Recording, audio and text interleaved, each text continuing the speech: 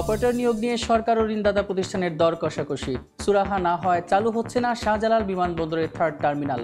Open টেন্ডারে সমাধানের পরামর্শ।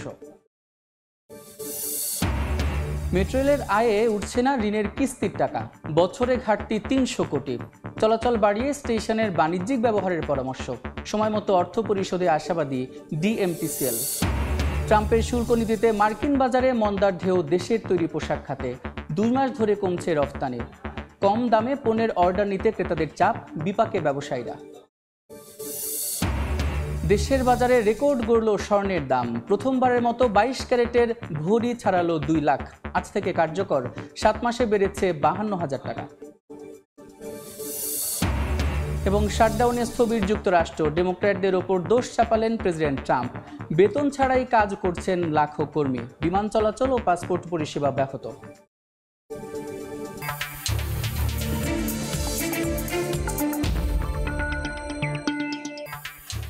দেখছিলেন শিরোনাম। আমন্ত্রণ জানাচ্ছি দেশ ও দেশের বাইরের অর্থ বাণিজ্যের নানা খবর নিয়ে আমাদের নিয়মিত আয়োজন এ সময়ের বাণিজ্যে। আপনাদের সঙ্গে আছি আমি সাদিক হাসান ইমন। থার্ড টার্মিনাল নিয়ে বিস্তারিত আলোচনার জন্য স্টুডিওতে আছেন ইউনাইটেড কলেজ অফ এভিয়েশনের উপদেষ্টা এটিএম নজরুল ইসলাম। জনাব নজরুল ইসলাম, এই সময়ের বাণিজ্যে আপনাকে স্বাগত। ধন্যবাদ। আমরা প্রতিবেদনটি দেখলাম। থার্ড টার্মিনাল চালুর কথা ছিল ২০২৩ সালে, সফট ওপেনিং হয়ে গিয়েছে। তার ১ বছর পরে হয়তো চালুর কথা ছিল, কিন্তু ২ বছর পেরিয়ে গেল, ২০২৫ সাল, এখনো চালু হয়নি। কেন হয়নি? দেখুন, গত ২ বছর ধরে একটা কথা শুনছি যে প্রায় ৯৯% শেষ হয়ে গেছে, ১% বাকি আছে। জি জি জি। তো সেই ১%টা কি? আমরা যদি খুব ক্লোজলি দেখি, দুইটা বিশেষ কারণ এখানে আছে, এছাড়াও কিছু কিছু আছে। প্রথমটা হচ্ছে অপারেটর নিয়োগ। Will operate this things, K maintain করবে, এটা হচ্ছে একটা। আর এটা হচ্ছে হিউম্যান রিসোর্স। আমরা যদি দেখি যে প্রায় ৫ থেকে ৬,০০০ লোক লাগবে, এর ভিতরে মেজরিটি হচ্ছে সিকিউরিটি আর বাকিরা সফটওয়্যার করবে। এই লোকগুলোও কিন্তু এখন পর্যন্ত রিক্রুটমেন্ট হয় না, এদিকে একটা। কিন্তু মূল বিষয় যেটা হচ্ছে অপারেটরই নিয়োগ হয় নাই। তো অপারেটর নিয়োগ নিয়ে গত ২ বছর ধরে আমরা দেখতেছি। বিগত সরকারের আমলে আমরা দেখলাম যে তারা জাপানি কনসোর্টিয়ামের দেওয়ার জন্য তারা তোলপাড় করলো, তাদের তোড়জোড় ছিল। কেন ছিল জানি না, বাট এইটার সাথে কিন্তু আসলে জাইকার সাথে যে আমাদের লোন নেওয়ার বিষয়টা কিন্তু জড়িত না। সম্পূর্ণ একটা ডিফারেন্ট ইস্যু ছিল। আর তাদেরকে দেওয়ার জন্য উদ্গ্রীব ছিল বিগত সরকার। তো তাদের সাথে এখনও নতুন সরকার এসছে, অন্তর্বর্তী সরকার, তারও তাদের সাথেই কথা বলে যাচ্ছে। আর একটা যে উইন্ডো থাকতে পারে, এটা নিয়ে তাদের মাথা এখনও আসছে না। আমরা যদি দেখি, আপনি দেখবেন যে আমরা কিন্তু তখনও বলে আসছিলাম যে কেন শুধু জাইকার কনসোর্টিয়াম নিয়ে কথা হচ্ছে, এখানে একটা ওপেন টেন্ডার হোক, let JICA consortium comes, let Biman comes, let somebody else come, তারা কম্পিট করে যে আসবে সে অপারেট করবে। কিন্তু এটা কিন্তু ড্র্যাগিং হচ্ছে। এখন এসে যে সমস্যাটা চিহ্নিত হয়েছে, যে কনসোর্টিয়ামের সাথে যে কথাগুলো হচ্ছে, এটা আপনি দেখেন মৌলিক বিষয় হচ্ছে আপনার রেভিনিউ শেয়ারিং। এবং এখানে তারা যে একটা দাবি তুলেছে যে অ্যারোনটিক্যাল চার্জ থেকেও তারা শেয়ার নিতে চায়, এটা তো কোথাও লেখা নাই। প্রথমত জাপানি কনসোর্টিয়ামকে দিতেই হবে এমন কোনো আপনার মূল এগ্রিমেন্টে ছিল কিনা, আই ডাউট। সেকেন্ডলি, এইটাও আলোচনায় কখনোই ছিল না যে নেভিগেশনাল চার্জ, অ্যারোনটিক্যাল চার্জ দিতে হবে। অ্যারোনটিক্যাল চার্জটা কি? আপনি নেভিগেশনাল যে চার্জটা হয় সেটা, landing charge, parking charge, passenger service charge, এই জিনিসগুলো এইগুলো আমি কেন দেব? আমরা তারা নন অ্যারোনটিক্যাল চার্জ তারা নিয়ে দিতে পারে, শেয়ার করতে পারে, দ্যাট ইজ ওকে। কিন্তু এই চার্জটা আমি দিতে পারি না, এটা কখনোই এগ্রি করা উচিত না। এবং এই পয়েন্টে কেন সিভিল এভিয়েশন আলোচনা করতেছে, এটি আমার বোধগম্য না। They should stop here. এই আলোচনায় তারা এক্ষুনি স্টপ করে দেওয়া উচিত। এবং এই আলোচনা যদি করে, আমার মনে হয় না জাপানিজ যে কনসোর্টিয়ামে আলোচনা করতেছে তাদেরকে এটা দেওয়া উচিত। এইটা বন্ধ করে দিয়ে গভর্নমেন্টের উচিত নতুন করে চিন্তা ভাবনা করা। আর ওপেন টেন্ডারে যাবে না নতুন একটা টাস্ক ফোর্স করবে, that is up to them.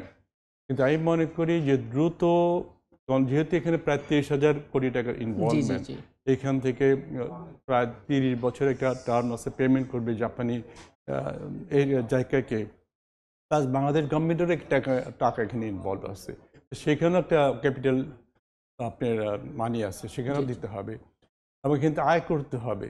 তো এই টাকাগুলো কোত্থেকে আসবে যদি আমি না এবং স্টার্ট ঋণ পরিশোধের সময় কিন্তু এসে সেটাই বললাম গিয়েছে। যে ঋণ পরিশোধের জন্য আমার 30 বছরের সময়সীমা চলে আসতেছে। তো এই জিনিসটাই আমাকে এইভাবে ডিলে করার তো কোনো মানে হয় না। তো ইন্টারিম পিরিয়ডে গভর্নমেন্ট এই সরকার অন্তর্বর্তী সরকার আরেকটা কাজ করেছেন যে তারা বিমানকে 2 বছরের জন্য দেওয়ার জন্য একটা প্রস্তাব দিয়েছেন। এটাও কিন্তু আপনি এখন যদি ওপেন টেন্ডার আপনি যান সেখানে একটা আনইজিনেস আসবে জি, জি। যে কেন এটা করা হলো। তো উচিত গভর্নমেন্টের একটা ফার্ম ডিসিশন নেওয়া।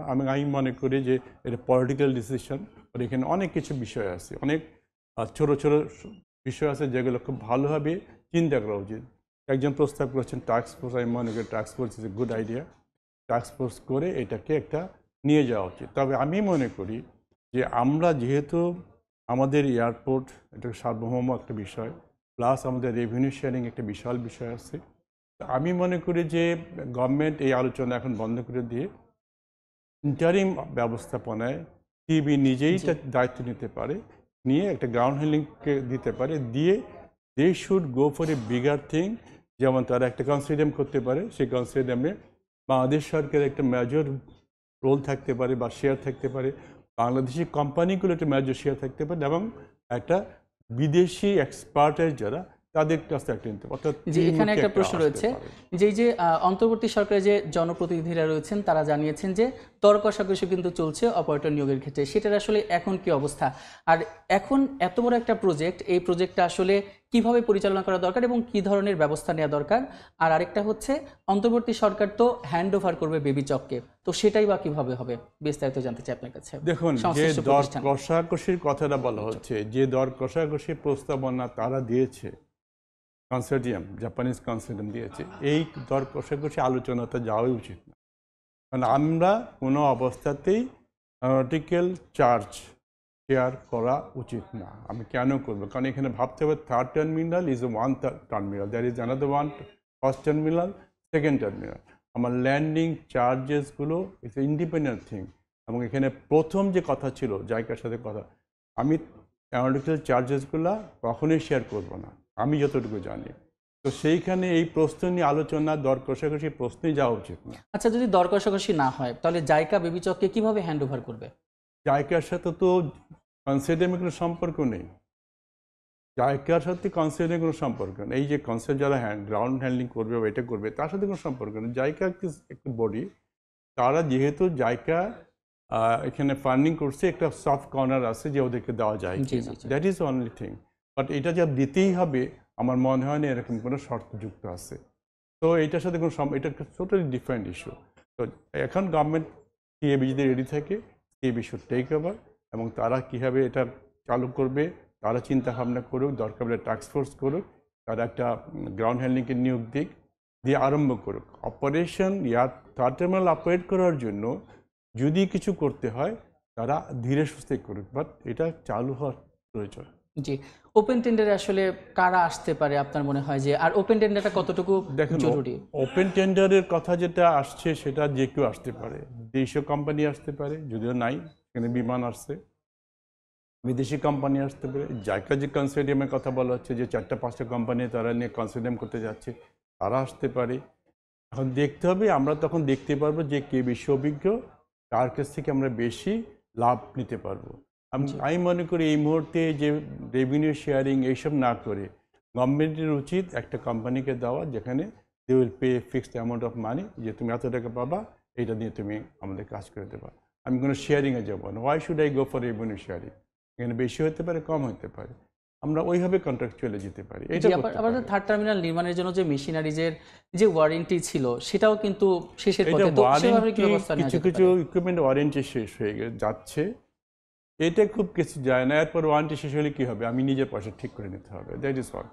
তো এইটা নিয়ে বিশাল একটা চিন্তার বিষয় করার কোনো লাভ নেই, যেহেতু এটা আজকে না হোক কালকে ওয়ারেন্টি শেষ হবেই। তখন কী হবে? আপনি মেনটেন্যান্সটা নিজের খরচায় করতে হবে, দ্যাটস অল। এইটা নিয়ে খুব বেশি একটা জরুরি নাই, কারণ আমরা অলরেডি ডিলে করছি, ডিলে হওয়ার কারণে ওয়ারেন্টি শেষ হবেই। এটা তো দায় আমাদেরকে আছেই, বাট এটা তো এই মুহূর্তে কিছু করার নেই। আপনার কাছে শেষ একটি প্রশ্ন রয়েছে যে, এই যে 21,000 কোটি টাকার বেশি থার্ড টার্মিনাল নির্মাণে খরচ হবে, তার মধ্যে 16,000 কোটি টাকা দিয়েছে জাইকা, কিন্তু জাইকা কিন্তু আরও 1.5 থেকে 2,000 কোটি টাকা যুক্ত হবে। তো জায়গা কিন্তু দেখা যায় যে কনস্ট্রাকশনের দিক থেকে এগিয়ে রয়েছে, কিন্তু পরিচালনার দিক থেকে দুর্বলতা রয়েছে। বিশেষজ্ঞরা বলছেন যে অনভিজ্ঞ প্রতিষ্ঠান। তো সেখানে বিগত সরকার কেন জায়গাকেই বেছে নিয়েছিলেন? জায়গা তো আপনার ডেভেলপমেন্ট ঋণ দিয়েছে, জি। জায়গা তো আর আপনার গ্রাউন্ড হ্যান্ডলিং কোম্পানি না। না, পরিচালনার জন্য কেন জায়গা? না, তারা তো এটা পরিচালনা করার তো অভিজ্ঞ না তারা। জি জি জি। তারা সেই জন্য একটা কনসোর্টিয়াম করছে, আলাদা কনসোর্টিয়াম। এটার সাথে দায়িকার কোনো সম্পর্ক নেই। এবং আমি মনে করি যে এই কনসোর্টিয়াম নিয়ে যে আলোচনা হচ্ছে, যেহেতু যে টার্মস অ্যান্ড কন্ডিশন তারা দিচ্ছে, আলোচনাটা এখানেই বন্ধ করে দেওয়া উচিত। জি, আপনাকে অসংখ্য ধন্যবাদ। থার্ড টার্মিনালটি দ্রুতই চালু হোক, এই প্রত্যাশা আমাদের। নিশ্চয়ই আমরা অবশ্যই চাই, কারণ এটা আমাদের জন্য একটা জাতীয় প্রতীক হয়ে যাবে। আমরা চাই যে প্যাসেঞ্জারদের জন্য এইটা অনতিবিলম্বে চালু হোক, আন্ডার এনি সার্কামস্ট্যান্স। জি, আপনাকে অসংখ্য ধন্যবাদ আবারও আমাদের সঙ্গে যুক্ত হওয়ার জন্য। ধন্যবাদ, থ্যাংক ইউ। আমরা এতক্ষণ আলোচনা করছিলাম থার্ড টার্মিনাল নির্মাণ নিয়ে, আর সেজন্য আমাদের সঙ্গে যুক্ত ছিলেন ইউনাইটেড এভিয়েশন কলেজের উপদেষ্টা এটিএম নজরুল ইসলাম। আয়ের বিপরীতে ঋণের পরিমাণ বেশি নিয়ে চলছে মেট্রো রেল। সরকারের পক্ষ থেকে ভর্তুকির বিকল্প দেখছে না সংশ্লিষ্টরা। বিশেষজ্ঞরা বলছেন স্টেশনগুলোকে ব্যবহার করতে হবে বাণিজ্যিকভাবে, যদিও পরিকল্পনা অনুযায়ী যথাসময়ে ঋণ পরিশোধ করার প্রত্যাশায় কর্তৃপক্ষ। আরও জানাচ্ছেন মনির হোসাইন।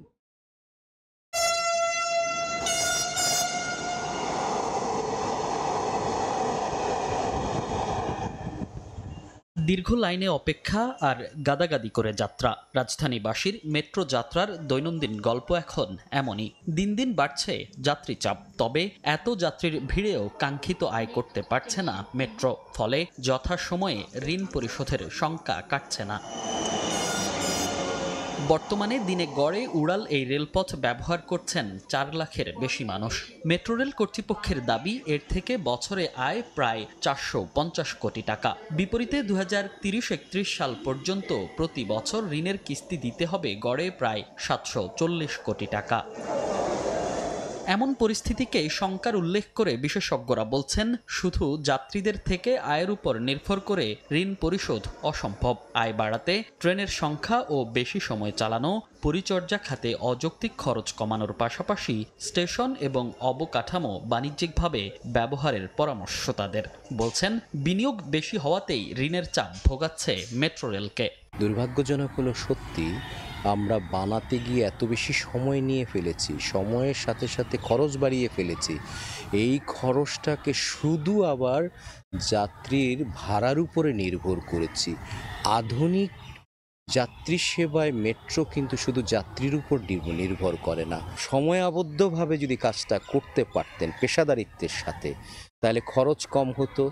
রক্ষণাবেক্ষণে সোলার এনার্জি সহ পাশাপাশি কমার্শিয়াল অ্যাক্টিভিটি থেকে আমি নন অপারেশনাল ক্যাশ ইনজেকশন যদি করতাম, কে বলেছে স্মার্ট উন্নয়নে কখনো ভর্তুকি হয় না। তবে ভিন্ন কথা বলছেন মেট্রো রেল নির্মাণ ও পরিচালনার দায়িত্বে থাকা ডিএমটিসিএল এর ব্যবস্থাপনা পরিচালক। স্টেশন অবকাঠামোর বাণিজ্যিক ব্যবহার সহ কর্তৃপক্ষ আয় বৃদ্ধির যেসব পরিকল্পনা করছে তা দিয়ে কিস্তি পরিশোধ সম্ভব বলে দাবি তার। যদিও কি পরিমাণ সময় লাগবে কিংবা কতটুকু ঘাটতি থাকবে এ বিষয়ে সুনির্দিষ্ট উত্তর নেই তার কাছে। আমাদের যেহেতু কার্যকলাপ মাত্র আরম্ভ হয়েছে নন রেভিনিউ ফেয়ারে, লাইক অ্যাডভার্টাইজমেন্ট, টিকেটিং, ব্যাংকের বুথ, এখন চেষ্টা করতেছি ট্রানজিট ওরিয়েন্টেড ডেভেলপমেন্ট করার জন্য, তারপরে জায়গা টাকা টেম্পোরারি ইউজের জন্য করার জন্য, দোকান ভাড়া দেওয়ার জন্য। তো ওইগুলির থেকে কভার হইলে বোধহয় আগামী বছর আমরা একটু ভালো ফিগারে বলতে পারবো, বাট এখন পর্যন্ত আমরা ইন্টারেস্টে দিয়ে যেতে পারবো। ডিএমটিসিএল মেট্রো লাইন 6 এর জন্য জাইকার সঙ্গে প্রায় 790 কোটি টাকার ঋণ চুক্তি করে। বছরে 2টো করে 30 বছরে 60 কিস্তিতে এই ঋণ পরিশোধের চুক্তি করেছে ডিএমটিসিএল। এ পর্যন্ত 3 কিস্তিতে প্রায় 76 কোটি টাকা পরিশোধ করেছে সংস্থাটি। মনির হোসাইন, সময় সংবাদ, ঢাকা। ট্রাম্পের শুল্ক নীতির ফলে মার্কিন বাজারে সৃষ্ট মন্দা পরিস্থিতিতে সংকটের মুখে পড়েছে বাংলাদেশের তৈরি পোশাক খাত। গত 2 মাসে যুক্তরাষ্ট্রে প্রায় $1.5 বিলিয়ন পণ্য রপ্তানি হলেও কমছে সার্বিক রপ্তানি আয়। এমনকি তুলনামূলক কম মূল্যে ক্রয়াদেশ নিতে ক্রেতারা চাপ দিচ্ছে বলে অভিযোগ ব্যবসায়ীদের। সাক্ষাৎ টিপুর ক্যামেরায় বিস্তারিত জানাচ্ছেন কমল দেব। বিজিএমই এর তথ্য অনুযায়ী চলতি অর্থ বছরের প্রথম 3 মাসে 9.97 বিলিয়ন মার্কিন ডলারের তৈরি পোশাক রপ্তানি করেছে বাংলাদেশ। গুরুত্বপূর্ণ স্প্রিং মৌসুমের ঠিক আগেই ট্রাম্প প্রশাসন নতুন শুল্ক হার আরোপ করায় সংকট সৃষ্টি হয়েছে বলে অভিযোগ বিজিএমই এর। ডিসেম্বরে আপনার ক্রিসমাস ডে আছে, ব্ল্যাক ফ্রাইডে, নিউ ইয়ার, ওই ক্ষেত্রে গিয়ে আমাদের কোয়ান্টিটিটা অনেক বড় অংশে আমরা কিন্তু কাজ করি, তার জন্য আমরা ট্যারিফের কারণে কিন্তু আমরা অর্ডারটা ধরতে পারি না। এই ক্রাইসিসের কারণে এক্সপোর্টের ভলিউমগুলো একটু কমার প্রক্রিয়া চলছে।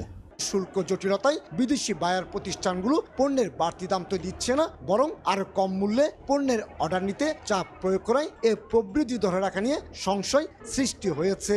20% ট্যারিফ, তুমি 10% পার্টিসিপেট করো, আমি 10% করবো, কিন্তু আমার দ্বারা তো সেটা সম্ভব হচ্ছে না। সেটা স্টোর থেকে যদি ট্যাগ চেঞ্জ করা না হয়, প্রাইস চেঞ্জ না করে, তাহলে তো আমার দ্বারা তো সম্ভব না সেটা। তবে সংকট উত্তরণে দেশের বন্দর অফডক ট্যারিফ যেমন কমাতে হবে, তেমনি প্রণোদনা এবং নীতি সহায়তার কথা বলছেন ব্যবসায়ী নেতারা। ব্যাংকের থেকে স্বল্প সুদের ঋণের ব্যবস্থা করে আমরা যদি এই ব্যবসাটাকে অন্তত এই ক্রান্তিকালটাকে অতিক্রম করতে পারি, তখন আমরা আবার হয়তো ঘুরে দাঁড়াতে পারবো। 2024-25 অর্থ বছরে 39.34 বিলিয়ন মার্কিন ডলারের তৈরি পোশাক রপ্তানি করেছিল বাংলাদেশ। ইউরোপ আমেরিকার মতো প্রচলিত বাজারগুলিতে যেমন রপ্তানি আয় বাড়াতে হবে, ঠিক তেমনি সংকট থেকে উত্তরণের জন্য অপ্রচলিত বাজার কিংবা দেশগুলিতেও সৃষ্টি করতে হবে তৈরি পোশাক খাতের নতুন বাজার। এমনটি বলছেন গার্মেন্টস ব্যবসায়ীরা। চট্টগ্রামের বায়েজিদ শিল্পাঞ্চল থেকে কমল দে, সময় সংবাদ।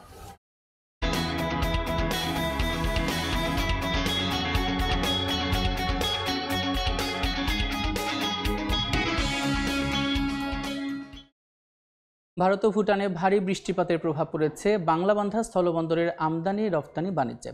ভারত থেকে কয়েক ট্রাক পাথর আমদানি হলেও ভুটানে লোডিং বন্ধ। বিস্তারিত জানাতে বাংলাবান্ধা স্থলবন্দরে আছেন সহকর্মী সোহাগ হায়দার, যুক্ত হচ্ছে তার সঙ্গে। সোহাগ, বাংলাদেশের একটি গুরুত্বপূর্ণ স্থলবন্দর বলা হয় পঞ্চগড়ের বাংলাবান্ধা স্থলবন্দরে। এই বন্দরটি সনাতন ধর্মাবলম্বীদের যে উৎসব ছিল শারদীয় দুর্গা উৎসব, সেটা সরকারি ছুটি শেষে কিন্তু রোববার থেকে এর কার্যক্রম আবারও শুরু হয়েছে। তবে এই বন্দরটি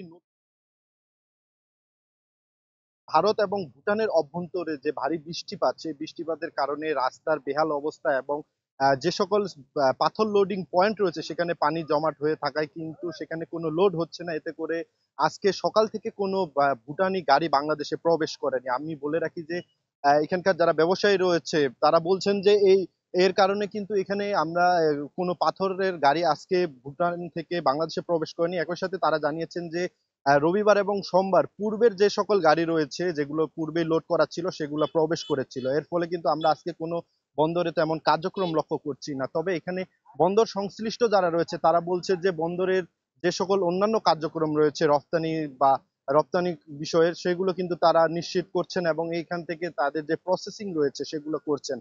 এতে করে আমি জানিয়ে রাখি যে এই গুরুত্বপূর্ণ স্থল বন্দরটি কিন্তু বর্তমানে কিন্তু একটা সুনসান নীরবতা আজকে আমরা লক্ষ্য করছি। তবে এখানকার সংশ্লিষ্ট যারা রয়েছে ব্যবসায়ী এবং সিএনএফ তারাও কিন্তু একটা অপেক্ষার প্রহর গুনছেন, যাতে করে ভারত বা ভুটানের অভ্যন্তরে যে কারণে যে লোডিং এর বিষয়টি আটকে রয়েছে সেটা কেটে গেলে আবারও এই বন্দরটি প্রাণ চঞ্চলতা ফিরে পাবে। তবে বর্তমানে আমরা দেখছি যে বাংলাদেশ থেকে যে সকল গাড়ি ভুটানে বা ভারতে যাওয়ার কথা, একই সাথে নেপালে যাওয়ার কথা রয়েছে, সেগুলো কিন্তু এই বন্দরে অবস্থান করছে। একই সাথে তারা তাদের যে কার্যক্রম রয়েছে সেগুলা পরিচালনা করছে বন্দর কর্তৃপক্ষ এবং কাস্টমের সাথে।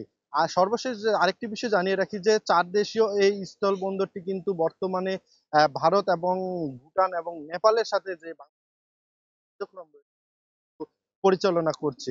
তো আমরা এর আগেও কিন্তু দেখেছি যে দীর্ঘদিন ধরে এই বন্দরটি কিন্তু নানা সমস্যার সম্মুখীন হয়েছিল। এই সম্মুখীন কাটিয়ে কিন্তু আবারও ঘুরে দাঁড়ানোর চেষ্টা করছে। এ ছিল আমার কাছে পঞ্চগড় থেকে সর্বশেষ খবর। পঞ্চগড়ের বাংলাবান্ধা স্থলবন্দর থেকে যুক্ত ছিলেন সহকর্মী সোহাগ হায়দার। দেশের বাজারে রেকর্ড গড়ল স্বর্ণের মূল্য। প্রথমবারের মতো 1 ভরির দাম ছাড়ালো 2 লাখ টাকা।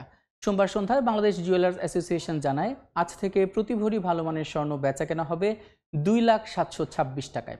হিসাব বলছে 7 মাসে মূল্যবান এই ধাতুর দাম ভরিতে বেড়েছে 52,000 টাকার বেশি।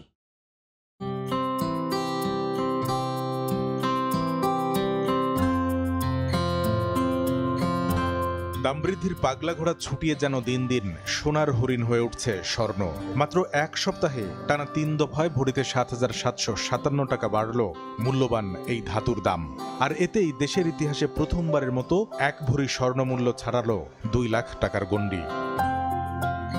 সোমবার সন্ধ্যায় সবচেয়ে ভালো মানের প্রতি ভরি স্বর্ণের দাম ৩,১৫০ টাকা বাড়ানোর কথা জানায় বাংলাদেশ জুয়েলার্স অ্যাসোসিয়েশন বাজুস। মঙ্গলবার থেকে 1 ভরি 22 ক্যারেট স্বর্ণ কিনতে গুনতে হবে 2,৭26,০০০ টাকা। এর আগে 1.5 লাখ টাকা ছুঁয়েছিল গেল 17 ফেব্রুয়ারিতে। অর্থাৎ 7 মাসে সবচেয়ে ভালো মানের 1 ভরি স্বর্ণের দাম বাড়ল প্রায় 53,০০০ টাকা। নতুন মূল্য তালিকায় 21 ক্যারেট 1 ভরি স্বর্ণের দাম 1,91,605 টাকা, 18 ক্যারেট 1,64,229 টাকা এবং সনাতন পদ্ধতির প্রতি ভরি স্বর্ণের দাম পড়বে 1,36,445 টাকা।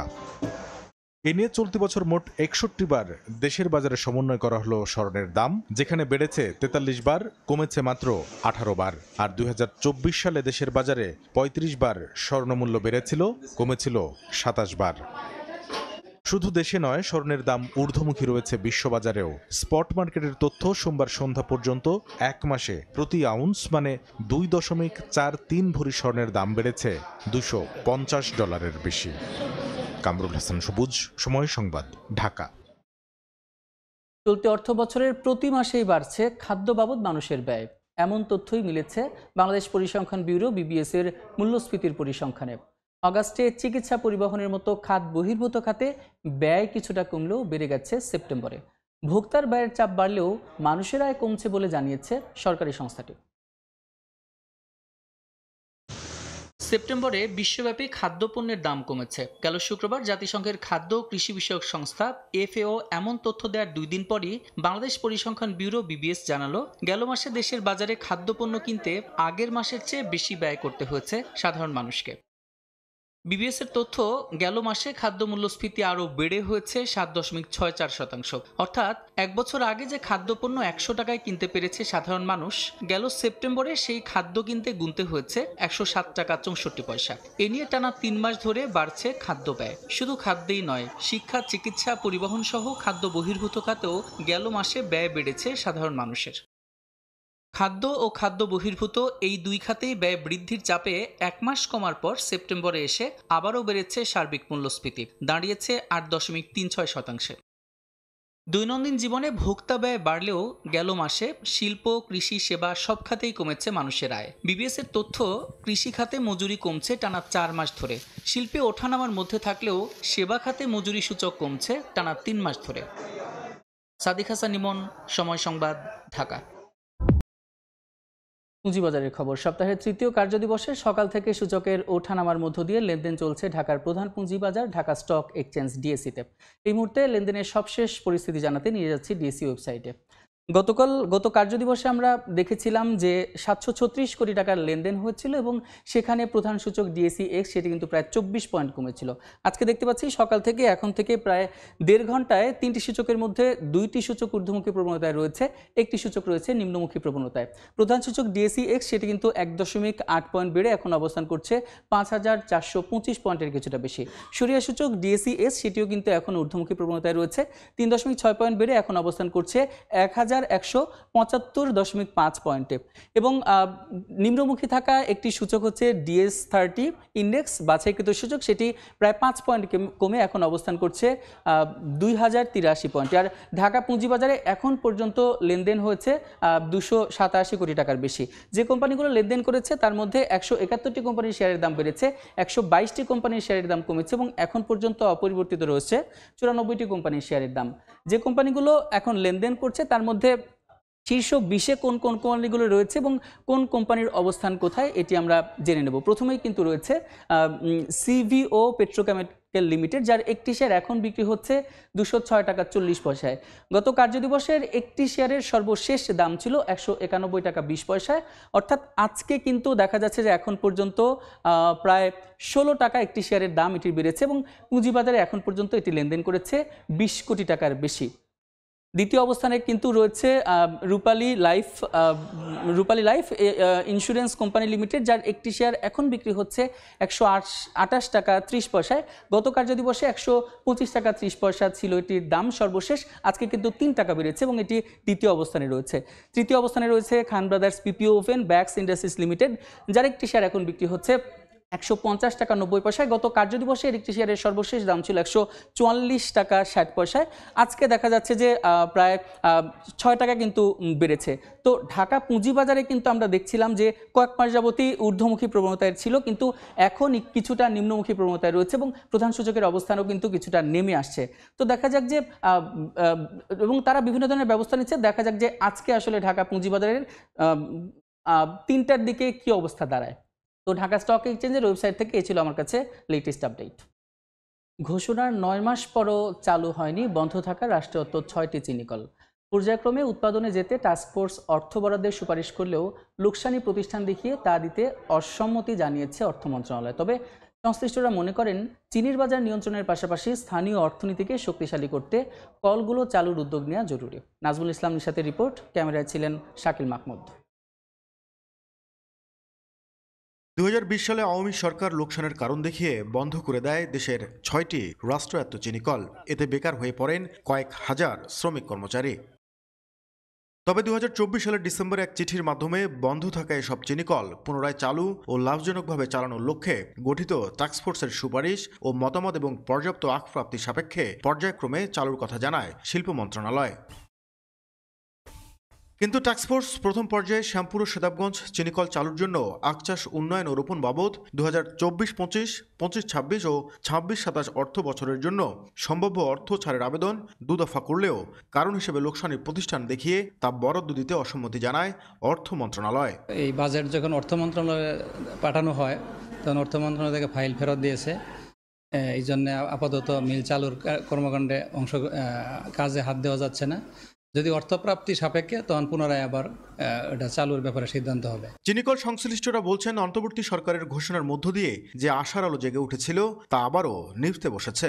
লাভজনক করার জন্য যে আমাদের প্রস্তাবনা সেটি হলো এগুলো পার্শিয়ালি আরও ছোটোখাটো ইন্ডাস্ট্রি এর সঙ্গে সংশ্লিষ্ট করা যেতে পারে, আমাদের এখানে ডিস্টিলারিজ চালু করা যেতে পারে। তবে গবেষকদের মতে স্থানীয় অর্থনীতিকে শক্তিশালী করতে চিনিকলগুলো চালুর উদ্যোগ নেওয়া জরুরি। এই শিল্পগুলোকে রুগ্ন করে দেওয়ার মধ্যে দিয়ে অন্যরকম ব্যবসা বাণিজ্য এখানে আরও প্রসার ঘটানো সম্ভব। ফলে এই কাদের চক্রে এই প্রতিষ্ঠানগুলোকে যথাযথভাবে কার্যকর হয়ে উঠছে না সেটি কিন্তু খুঁজে বের করা দরকার। বন্ধ হওয়া এসব চিনিকলে দৈনিক আখমারের সক্ষমতা ছিল গড়ে 1,500 মেট্রিক টন। 2020 সালে বন্ধ হয়ে যাওয়া 6টি রাষ্ট্রায়ত্ত চিনিকল চালুর উদ্যোগ নিলেও সেটি আদতে আলোর মুখ দেখেনি। ফলে হতাশা বাড়ছে শ্রমিক কর্মচারীদের মাঝে। তবে সংশ্লিষ্টরা মনে করেন এসব চিনিকল আধুনিকায়ন এবং একই সাথে ক্ষুদ্র ক্ষুদ্র শিল্প যুক্ত করা গেলে লোকসান নয়, এই শিল্পকে লাভে ফেরানো সম্ভব। নাজমুল ইসলাম নিশাত, সময় সংবাদ, রংপুর। বন্ধ হওয়ার 21 বছর পর চালু হলেও বেশি দিন উৎপাদনে থাকতে পারল না ঠাকুরগাঁওয়ের একমাত্র রেশম কারখানা। সরকারের লাখ লাখ টাকার যন্ত্রপাতি পড়ে থেকে বর্তমানে নষ্ট হচ্ছে। বেকার হয়ে পড়েছেন স্থানীয় রেশম চাষি, শ্রমিক ও কারখানা সংশ্লিষ্টরা। তবে কারখানার জায়গা অন্য কাজে ব্যবহারের জন্য উদ্যোগ নেওয়া হয়েছে বলে জানান জেলা প্রশাসক। জিয়াউর রহমান বকুলের রিপোর্ট। ক্রমাগত লোকসানের কারণে 2002 সালে বন্ধ হয়ে যায় ঠাকুরগাঁয়ের একমাত্র রেশম কারখানা। দীর্ঘ 21 বছর পর 2023 সালের আগস্টে স্থানীয় এক ব্যবসায়ীর সঙ্গে চুক্তি করে চালু করা হয় কারখানাটি। এরপর টানা কয়েক মাস প্রতিষ্ঠানটিতে উৎপাদন হয় নানা রকম পণ্য। তবে এক বছরের মধ্যেই বিভিন্ন কারণ দেখিয়ে 2024 সালের ফেব্রুয়ারিতে চুক্তি বাতিল করেন ওই ব্যবসায়ী। এতে আবারও বন্ধ হয়ে যায় কারখানাটি। বেকার হয়ে পড়েন স্থানীয় রেশম চাষি, শ্রমিক ও কারখানা সংশ্লিষ্টরা। সরকারের লাখ লাখ টাকার যন্ত্রপাতি পড়ে থেকে বর্তমানে নষ্ট হচ্ছে। লাখ লাখ টাকার মেশিন পড়ে আছে, এগুলো কিন্তু নষ্ট হয়ে যাচ্ছে দিন দিন। এবং কি যারা শ্রমিকগুলো ছিল তারা কিন্তু 2 টাকা হলে পাইতো এখান থেকে, কিন্তু এখন তো বেকার হয়ে পড়ে থাকতেছে। চালু হওয়ার উদ্যোগ নিলে মানে সবচেয়ে বেশি ভালো হবে, আশেপাশে যে বেকার লোকজন আছে তাদের কর্মসংস্থান হবে। এত বড় একটি জায়গা এটি ফেলে না রেখে এটি আবার সরকারিভাবে উদ্যোগ নেওয়া হোক, আর নয়তো এখানে অন্য কোনো কাজে লাগা হোক। যন্ত্র চালু না হলেও কারখানার জায়গা অন্য কাজে ব্যবহারের বিষয়ে পদক্ষেপ নিতে ঊর্ধ্বতন মহলে অবগত করার কথা জানান জেলা প্রশাসক। আমার পক্ষ থেকে সংশ্লিষ্ট কর্তৃপক্ষকে অনুরোধ জানানো হবে যাতে তারা রেশন কারখানাটি চালু করেন। আর যদি রেশন কারখানা চালু করার মতো আসলে এখানে পরিস্থিতি না থাকে, তাহলে এখানে অল্টারনেটিভ আর কি হতে পারে সেই বিষয়ে সংশ্লিষ্ট কর্তৃপক্ষকে আমরা চিঠি দিব। 1975-76 অর্থ বছরে ঠাকুরগাঁও শহরের গোবিন্দনগরের প্রায় 3.5 একর জমিতে নির্মাণ করা হয় রেশম কারখানাটি। 1981 সালে করা হয় জাতীয়করণ। জিয়াউর রহমান বকুল, সময় সংবাদ, ঠাকুরগাঁও। বন্যা খরায় গভীর সংকটে তিস্তা ও তিস্তা অববাহিকার কোটি মানুষ। দীর্ঘ সময় তিস্তা সংস্কারে কার্যকর পদক্ষেপ না থাকায় এমন পরিস্থিতি তৈরি হয়েছে। অন্যদিকে ভারতের পানি আগ্রাসনে এই সংকট আরও প্রকট হচ্ছে। অধিকার কর্মীদের মত, উত্তরের 2 কোটি মানুষের জীবন জীবিকার প্রশ্নে সমাধান একটাই, দ্রুত তিস্তা মহাপরিকল্পনা বাস্তবায়ন। শাকিল মাহমুদের ছবিতে নাজমুল ইসলাম নিশাতের রিপোর্ট। রোববার রাতে উজানের ঢলে বিপদসীমা অতিক্রম করে তিস্তার পানি, হুমকিতে পড়ে ফ্লাড বাইপাস। ডালিয়া ব্যারেজ পয়েন্টে জারি করা হয় রেড অ্যালার্ট। পলিমাটিতে ভরাট তিস্তা উজানের ঢলে হাল ছেড়ে দিলে তা ছড়িয়ে পড়ে নিম্নাঞ্চল ও চরাঞ্চলে। প্লাবিত হয় বসতভিটা, ক্ষতির মুখে পড়ে গবাদি পশু, ফল ফসল। আর পানি কমার সঙ্গে সঙ্গে শুরু হয় তীব্র ভাঙন।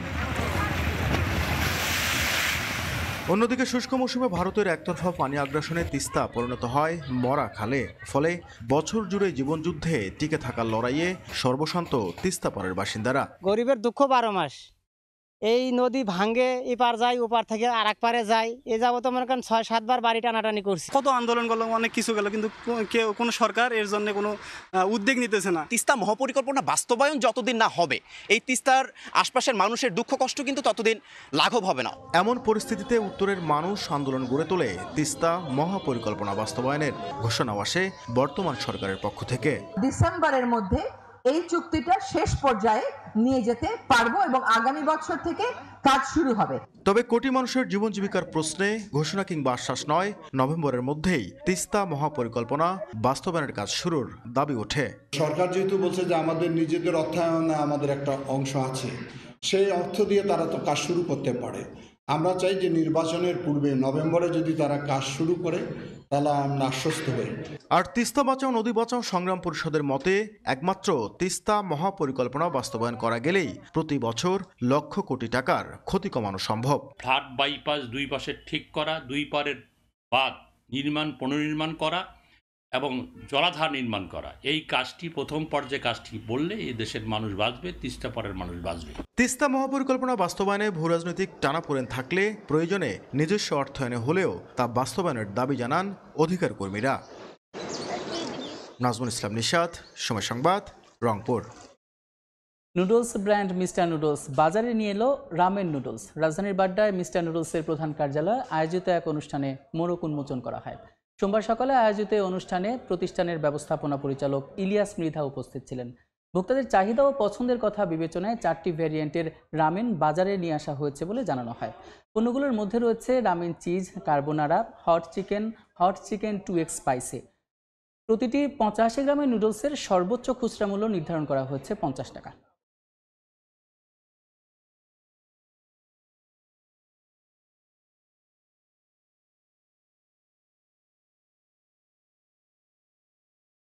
খুচরা ক্রেতাদের জন্য গ্রি ফরচুন অফার নামে মোবাইল ওয়েব অ্যাপস ভিত্তিক বিশেষ অফার চালু করেছে বিশ্বের number 1 air condition brand Gree.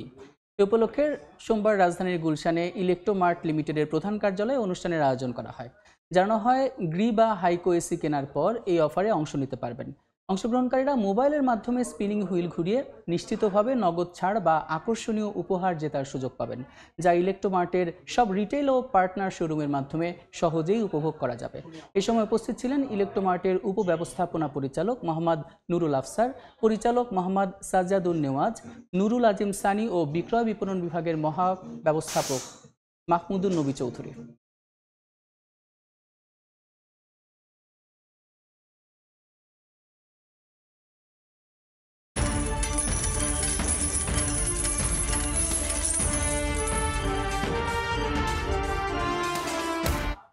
ক্রিপ্টোকারেন্সির বিশ্ববাজারে দাম বৃদ্ধির রেকর্ড গড়েছে বিটকয়েন।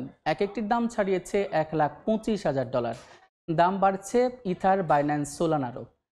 ক্রিপ্টো বাজার চাঙ্গা হওয়ার কারণ হিসেবে সম্প্রতি মার্কিন অর্থনীতির অস্থিরতাকে সামনে আনছেন বাজার বিশ্লেষকরা। দাম বৃদ্ধির ঊর্ধ্বমুখী ধারায় ক্রিপ্টোকারেন্সির বিশ্ববাজারে রেকর্ড গড়েছে বিটকয়েন। সোমবার প্রথমবারের মতো এক একটি মুদ্রার দাম ছাড়া $1,25,000। তবে মঙ্গলবার সকালে তা বেচাকেনা হয় $1,24,389। বাজার বিশ্লেষণকারী মার্কিন প্রতিষ্ঠান দ্য ট্রেডিং ইকোনমিক্সের তথ্য, এক বছরে মুদ্রাটির দাম বেড়ে দ্বিগুণ হয়েছে। বিটকয়েনের বিনিয়োগকারীদের ঝুঁকি পড়ার কারণ হিসেবে মার্কিন অর্থনীতির অস্থিরতাকে সামনে আনছেন আন্তর্জাতিক বাজার বিশ্লেষকরা। দাম বাড়ছে আরেক জনপ্রিয় ক্রিপ্টো মুদ্রা ইথারেরও। বর্তমানে এক একটি ইথার বিক্রি হচ্ছে $4,693। এক বছরে এই মুদ্রার দাম বেড়েছে 92% বেশি। বছর ব্যবধানে 112% বেশি বেড়েছে ক্রিপ্টোকারেন্সি বাইন্যান্সের দাম। বর্তমানে এক একটি বিক্রি হচ্ছে $1,226। সোলানার দামও ঊর্ধ্বমুখী। বছর ব্যবধানে 62% বেশি বেড়ে বর্তমানে প্রতিটি সোলানা বিক্রি হচ্ছে $233। ইয়ানুর শিফাত, সময় সংবাদ। সরকারি কার্যক্রম বন্ধের ষষ্ঠ দিনেও অচল অবস্থা কাটছে না যুক্তরাষ্ট্রে। ডেমোক্র্যাটদের দোষারোপ করছেন প্রেসিডেন্ট ডোনাল্ড ট্রাম্প। বেতন ছাড়াই কাজ করছেন লাখ লাখ সরকারি কর্মী। এতে বিমান চলাচল ও পাসপোর্ট পরিষেবাতেও দেখা দিচ্ছে চাপ। সরকারি বাজেট সংকটে যুক্তরাষ্ট্রে 6 দিন ধরে বন্ধ রয়েছে বেশ কয়েকটি গুরুত্বপূর্ণ দপ্তর। প্রায় 2 মিলিয়ন সরকারি কর্মীর বেতন স্থগিত, আরও 7.5 লাখ কর্মীকে বিনা বেতনে বাধ্যতামূলক ছুটি দেওয়া হয়েছে। তবে সেনা, নিরাপত্তা ও বিমান চলাচল নিয়ন্ত্রণ কর্মীরা বেতন ছাড়া কাজ চালিয়ে যাচ্ছেন। ট্রাম্প প্রশাসন বলছে তারা অবশ্যই সেনা সদস্যদের বকেয়া পরিশোধ করবে এবং সার্বজনীন বেতনও বাড়ানো হবে। অন্যদিকে ডেমোক্র্যাটরা বলছেন রিপাবলিকানরা স্বাস্থ্যসেবার তহবিল বন্ধ রেখে জনগণের সঙ্গে অন্যায় করছে। পাসপোর্ট অফিসগুলো এখনও চালু থাকলেও বাড়ছে বিলম্ব। বিশেষ করে সরকারি ভবনের ভেতরে থাকা সেন্টারগুলোতে সেবায় বিঘ্ন ঘটছে। কর্মকর্তারা বলছেন যদি অচলাবস্থা আরও দীর্ঘায়িত হয় তাহলে পাসপোর্ট ডেলিভারিতেও বড় দেরি হতে পারে। ফ্লাইট এখনও স্বাভাবিক চলছে, কিন্তু বিপদ সামনে। পরিবহন মন্ত্রী শন ডাফি জানিয়েছেন কিছু বিমান নিয়ন্ত্রণ কেন্দ্রে 50% পর্যন্ত কর্মী অনুপস্থিত। এ অবস্থায় নিরাপত্তা চেকিং এবং উড্ডয়ন অবতরণের সময় বাড়ছে। যদি অচল অবস্থা টেনে নেয় তাহলে ফ্লাইট বাতিলও হতে পারে। তবে ফেডারেল ক্রেডিট ইউনিয়নগুলো খোলা আছে। তারা সরকারি কর্মীদের জন্য স্বল্প সুদের ঋণ, বিলম্ব ফি মওকুফ এবং অস্থায়ী আর্থিক সহায়তা দিচ্ছে। সাম্প্রতিক জরিপে দেখা গেছে 39% মার্কিন নাগরিক ট্রাম্প ও রিপাবলিকানদের দোষ দিচ্ছেন, আর 30% দোষ দিচ্ছেন ডেমোক্র্যাটদের। দুপক্ষকেই দোষারোপ করছেন প্রায় 1/3 মানুষ। জনমত জরিপ অনুযায়ী শুধু 23% মনে করেন ট্রাম্পের অবস্থান এই অচল অবস্থার যোগ্য। নাদিম মারজান, সময় সংবাদ। এ পর্যায়ে শীর্ষ সংবাদগুলো জানিয়ে দিচ্ছে আরেকবার। অপারেটর নিয়োগ নিয়ে সরকার ও ঋণদাতা প্রতিষ্ঠানের দর কষাকষি। সুরাহা না হওয়ায় চালু হচ্ছে না শাহজালাল বিমানবন্দরের 3rd টার্মিনাল। ওপেন টেন্ডারে সমাধানের পরামর্শ। মেট্রো রেলের আয়ে উঠছে না ঋণের কিস্তির টাকা। বছরে ঘাটতি 300 কোটি। চলাচল বাড়িয়ে স্টেশনের বাণিজ্যিক ব্যবহারের পরামর্শ। সময়মতো অর্থ পরিশোধে আশাবাদী ডিএমটিসিএল। এবং দেশের বাজারে রেকর্ড গড়ল স্বর্ণের দাম। প্রথমবারের মতো 22 ক্যারেটের ভরি ছাড়ালো 2 লাখ। আজ থেকে কার্যকর। 7 মাসে বেড়েছে 52,000 টাকা।